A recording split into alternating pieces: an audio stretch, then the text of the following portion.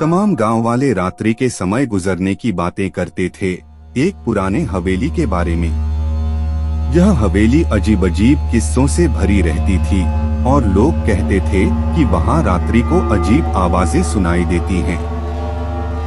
कहते थे कि जिन्होंने वहां कोई रात बिताई उन्होंने देखा है कि रात्रि के समय उस हवेली में भूत प्रेत घूमते हैं।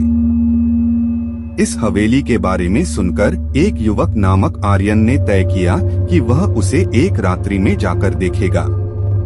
अपने दोस्तों को लेकर उसने हवेली की तलाश में रास्ता बदला।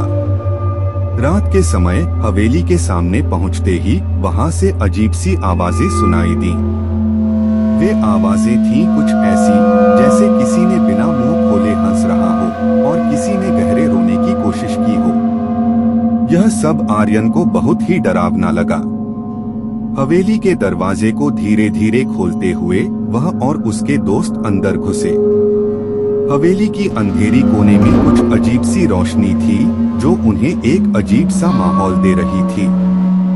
एक अचानक उन्होंने एक पुरानी और डरावनी किताब पाई जिसमें हवेली के पूरे इतिहास की रहस्यमयी बातें लिखी थीं।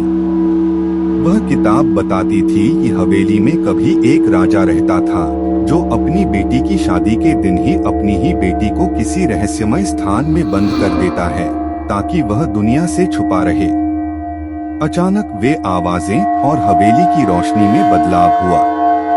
वह देखते हैं कि एक रौनक वाला पुराना दरवाजा उनके सामने है जो खुद बंद हो जाता है।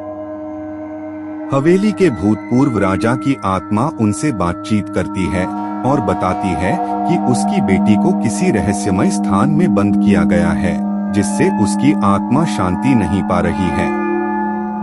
आर्यन और उसके दोस्तों ने हवेली के अंदर चलकर रहस्यमय स्थान को ढूंढा जहां उन्होंने राजा की बेटी को बंद पाया।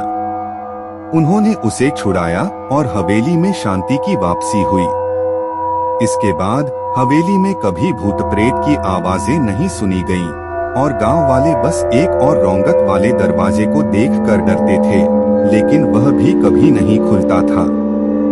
गांव की भूतपूर्व बातें अब सिर्फ एक किताब की पन्नों में ही बनी रह गईं।